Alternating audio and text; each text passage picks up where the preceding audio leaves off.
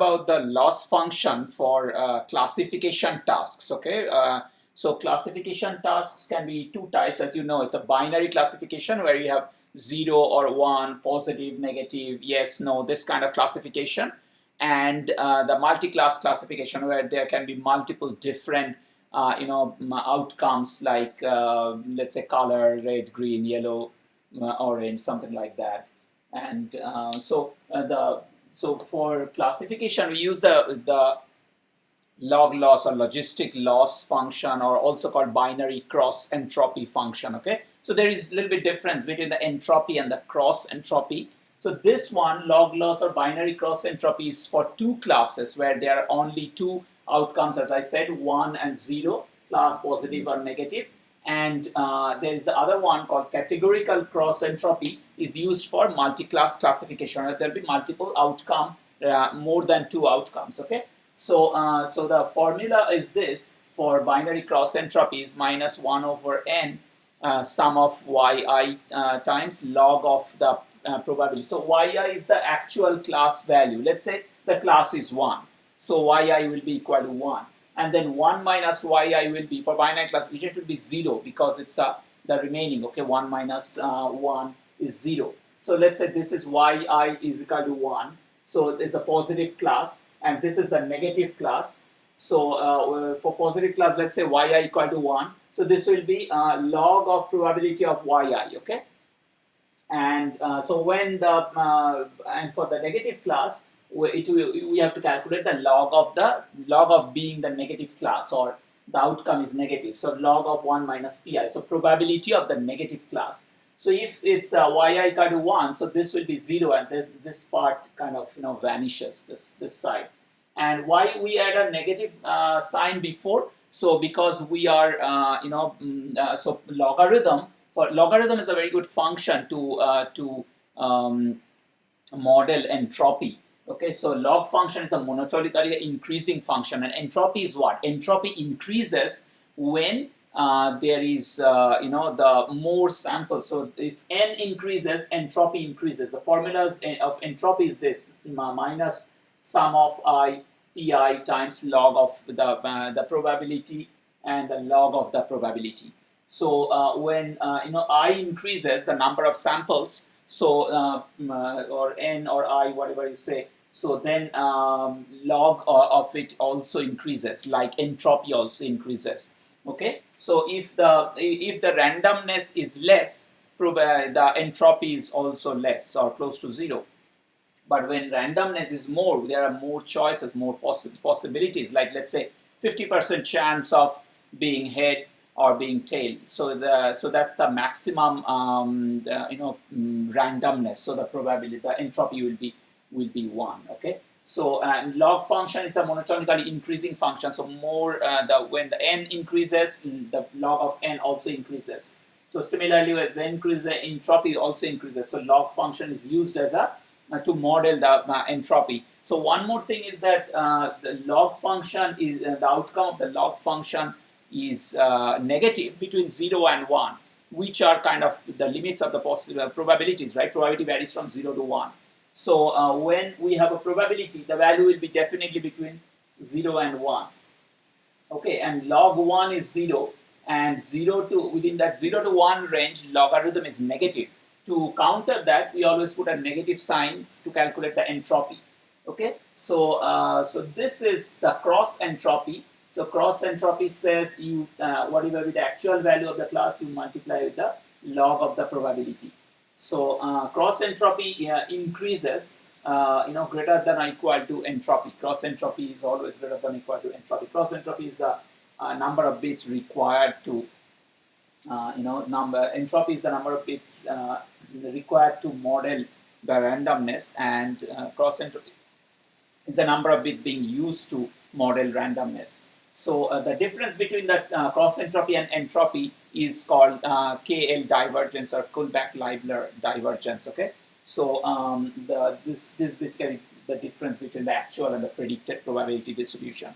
Now let's see this for a more familiar environment, which is a categorical cross entropy, which is for multi-class classification. I use the same example when we talked about the softmax layer. So this is one more thing I want to talk. So this, because there's a binary cross entropy, the outcome are two classes. So the output layer, the neurons at the output layer will be using a sigmoid function, okay, which can differentiate between binary classes. So, but here the categorical cross entropy, the outcomes of, because multi-class classification is possible, and we are talking about probability distributions. So the output neurons will be using the softmax layer. We talked about when we discussed the softmax that the outcomes, whatever be the values that can be converted into the the probability distribution, so that they sum up into one. I just shown one of them that you use e to the power x, and so the formula, and use the using the softmax layer, you can convert it into probability distribution. Now when you calculate the cross entropy over it for multi-class classification, the formula is this: you sum up over all the possible classes. I got 1 to n means if you have n different classes, you sum up minus of that yi times log of yi hat. That means the probability of the the actual value of the class, and the log of the probability of that class. Okay, so let's say we have some samples, like the features in input are x, y, z, and the class is a and b. Let's, for a particular input, let's say these are the values x, y, z. This is do not match one to one. It's just we are assuming x is 0.4, y 0.3, z 0.2, and the outcome is class A. Okay, from this neural network, we got the A is 3.2, which is 0.775, which is definitely higher probability, and this 3 will be combined into the remaining 0.23 or something, and so this class is A also. Okay, so when we expand this formula, so basically you are trying to calculate the minus log of the predicted probability of the predicted class PA. So actual class I times the log of the probability of the predicted class.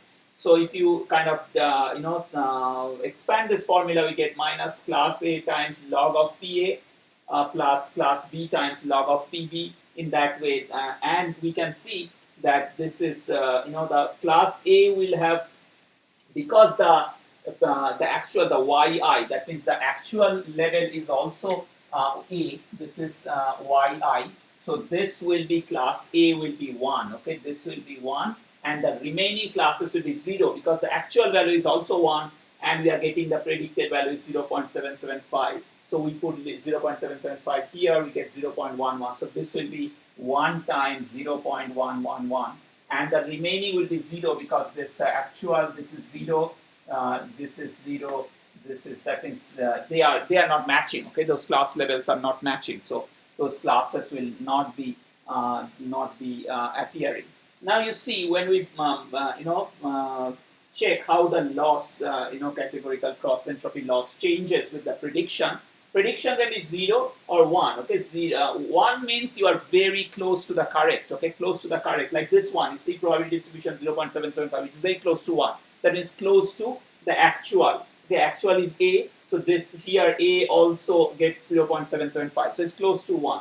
And if you are very wrong in predicting, you will be close to 0. Now, when you are wrong in predicting or close to 0, your loss is very, very high. You see, your loss is very, very high. Now, if you do gradient descent on that, you will find you do a tangent. It will show you that you have to go closer to the the global minima, and you are it will take you faster to the global minima. But instead, if we just calculate the SSE, sum of squared errors, which will be like the remaining probability, like let's say 1 minus 0. If we do probability of yes is 1, and this is 0.775. So the remaining probability, and then sum up all this thing, then we will get maybe some graph like this, SSE graph, okay, which will not have as high slope as the loss curve for the categorical cross entropy. So if we take a gradient at this one, so we will kind of go much slower to the towards the global minima, and that will be kind of waste of resource. So categorical cross entropy, the loss is so high when your prediction is wrong, so it kind of pushes you much faster to the global minima, so that you converge, your algorithm converges much faster and that is kind of improvement for the neural network.